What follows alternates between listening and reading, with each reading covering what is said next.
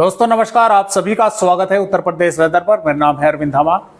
देखें दोस्तों, उत्तर प्रदेश के पूर्वी भागों पर भी बारिश की गतिविधियां जो है वो देखने को मिल रही है और पश्चिमी उत्तर प्रदेश के भागों पर भी बारिश की गतिविधियां देखने को मिल रही है। क्योंकि दोस्तों देखिए, जो सिस्टम है, सर्कुलेशन है, जिसकी वजह से बारिश हो रही है, वो इस समय मध्य प्रदेश के भागों पर है और ये धीरे धीरे उत्तरी मध्य प्रदेश के भागों की तरफ पहुंच रहा है। आइए आपको समझाते हैं। देखिए, ये इस समय सिस्टम बना हुआ है सर्कुलेशन, इसी सिस्टम की वजह से मानसून एक्टिवेट हुआ है और इसी की वजह से बारिश की गतिविधियां उत्तर प्रदेश के भागों पर चल रही हैं। कल भी बादल छाए हुए थे उत्तर प्रदेश के भागों पर, आज भी बादल छाए हुए हैं। बारिश की गतिविधियां पूरी रात कई जिलों पर जो है वो देखने को मिली है। खासतौर से मैं आपको अपनी ही बात बताऊं, मैं बागपत जिले का रहने वाला हूं। पूरी रात दोस्तों बारिश चलती रही, सुबह आकर काफी अच्छी बारिश जो है वो देखने को मिली। इसी प्रकार कई जिलों पर बारिश की गतिविधियां इस सिस्टम की वजह से देखने को मिल रही है। अब ये सिस्टम मध्य प्रदेश के जो मध्य भाग है, यहां से ऊपर की तरफ पहुंच रहा है, यानी कि उत्तरी मध्य प्रदेश के भागों की तरफ ऊपर की तरफ पहुंच रहा है, जिसकी वजह से और आपको ये भी बता दें कि ये लगातार कमजोर भी होता जा रहा है। यानी कि ये आप सभी जो भी मेरे भाई हैं, वीडियो देख रहे हैं, उन्हें अच्छे से पता होगा, मैं वीडियो में बताता भी रहता हूं कि जब भी ये सिस्टम या तो बंगाल की खाड़ी या अरब सागर पर कहीं भी रहते हैं, कि जब तक ये समुद्र में रहते हैं तो ये लगातार ताकतवर होते रहते हैं, इन्हें लगातार मॉइस्चर मिलता रहता है। लेकिन जब ये जमीनी भागों पर आ जाते हैं तो ये फिर लगातार कमजोर होते चले जाते हैं। इनमें भी कई वैरायटी होती है दोस्तों, सर्कुलेशन से लगाकर अगर हम इनकी पूरी डिटेल जाने तो सर्कुलेशन, फिर उसके बाद में लो प्रेशर एरिया, फिर लो प्रेशर एरिया के बाद में वेल मार्क, फिर डिप्रेशन, फिर डीप डिप्रेशन, उसके बाद में तब जाकर ये साइक्लोन स्टॉर्म बनते हैं। और साइक्लोन स्टॉर्म में भी कई श्रेणी होती है, फिर कभी बात करेंगे।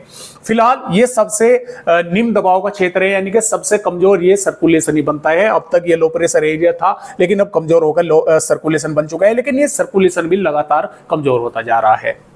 ये उत्तरी मध्य प्रदेश के भागों की तरफ आगे बढ़ रहा है, जिसकी वजह से पूर्वी भागों पर, जो उत्तर प्रदेश के मध्य पूर्वी भाग है, वहां पर बारिश बढ़ने के आसार है और इसकी वजह से थोड़ी सी वेदर एक्टिविटी पश्चिमी पर आज होने की संभावना है। कल से क्या होगा कि ये सिस्टम थोड़ा सा यहां से उत्तरीवर्ती तो होगा ही होगा, लेकिन पूर्वी भागों की तरफ भी आगे बढ़ेगा। जैसा कि आप यहां पर देख भी पा रहे हैं, ये हवाएं किस तरह से इसका रास्ता रोके हुए हैं और इसको लगातार पुश कर रही है पूर्वी राज्यों की तरफ।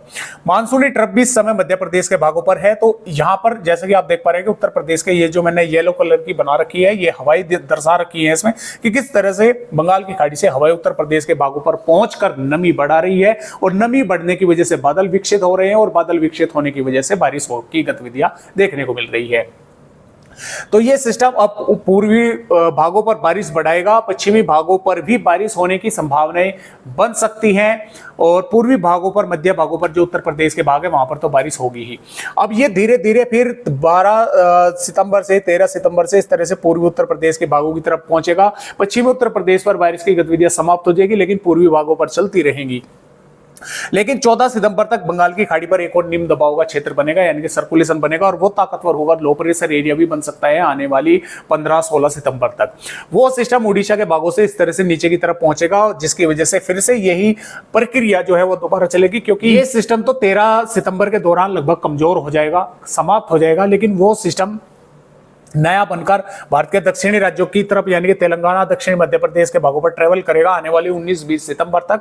तो वो लगातार मॉइस्चर उत्तर प्रदेश के भागों पर पहुंचाएगा, जिसकी वजह से 14 सितंबर से हम बोल सकते हैं कि पूर्वी उत्तर प्रदेश पर बारिश बढ़ेगी और 15-16 सितंबर से पश्चिमी उत्तर प्रदेश के भागों पर भी बारिश की एक्टिविटी बढ़ने के आसार है। और अच्छी तरह से अगर मैं बात करूं बारिश की, तो पश्चिमी उत्तर प्रदेश में 17-18 सितंबर के दौरान बारिश होने के आसार है। तो इस तरह से पूरा ट्रैक इन सिस्टमों का रहने वाला है।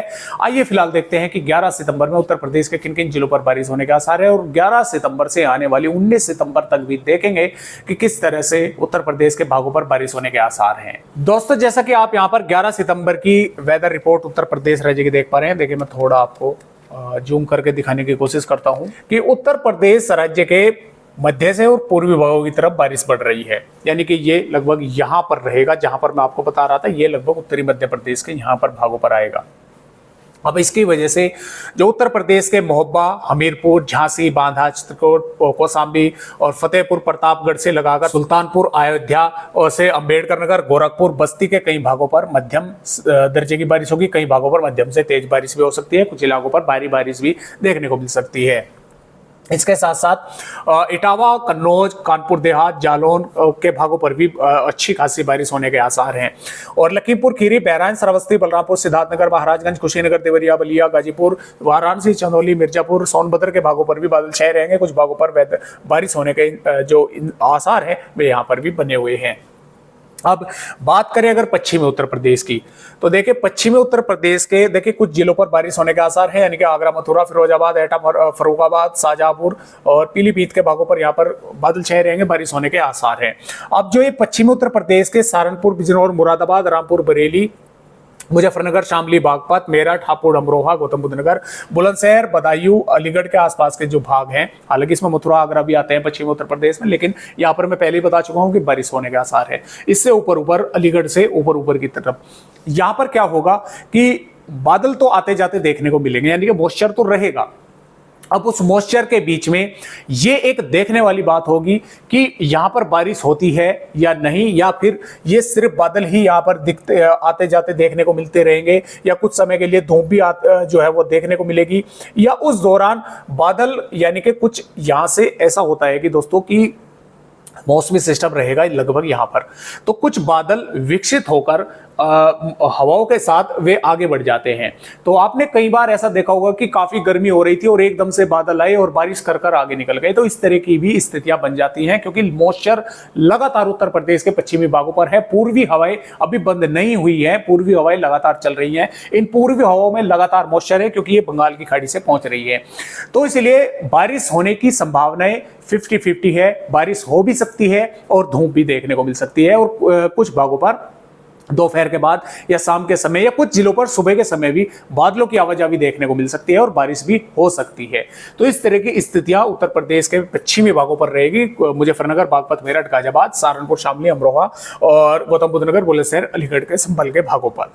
तो इस तरह से उत्तर प्रदेश राज्य का मौसम रहेगा आने वाली 11 सितंबर में। तो आइए अब देखते हैं कि 12 सितंबर में किस तरह का मौसम रहेगा। 12 सितंबर में भी पूर्वी भागों पर भी बारिश घटेगी, पश्चिमी भागों पर भी बारिश घटेगी, ज्यादातर भागों पर धूप देखने को मिलेगी, लेकिन मॉइस्चर रहेगा, उसकी वजह से बादलों की आवाजाही देखने को पश्चिमी उत्तर प्रदेश के भागों पर भी मिल सकती है।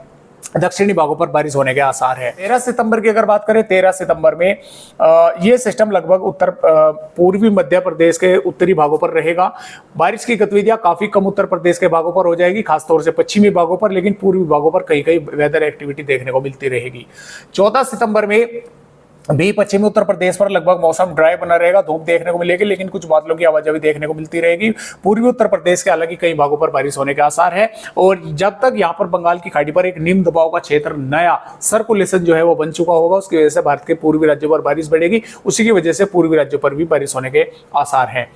15 सितंबर में भी ये बारिश की गतिविधियां पूर्वी उत्तर प्रदेश पर भी कम होगी, पश्चिमी पर भी कम होगी, हालांकि मध्य भागों पर बढ़ने के इसके आसार हैं। 16 सितंबर से पश्चिमी उत्तर प्रदेश के भागों पर बादल छाना शुरू हो जाएंगे, क्योंकि ये सिस्टम आगे बढ़ेगा। मॉइस्चर जो है वो पूर्वी उत्तर प्रदेश से होता हुआ पश्चिमी उत्तर प्रदेश के भागों पर पहुंचेगा, जिसकी वजह से पूर्वी उत्तर प्रदेश के भी कुछ भागों पर बारिश होगी और पश्चिमी भागों पर भी बारिश होने के आसार है।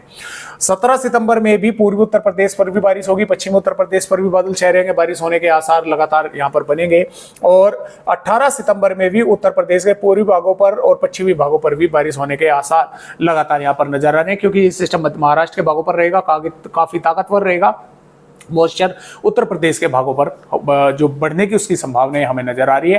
तो तभी मैं आपको शुरू में ही बताया कि 17, 18 या 19 सितंबर के आसपास जो है बारिश उत्तर प्रदेश के पश्चिमी भागों पर होने के आसार है। शुरुआत इसकी 14 सितंबर से 14 या 15 सितंबर से होने के आसार है, यानी कि कुछ ना कुछ वेदर एक्टिविटी हल्की फुल्की होनी शुरू हो जाएगी।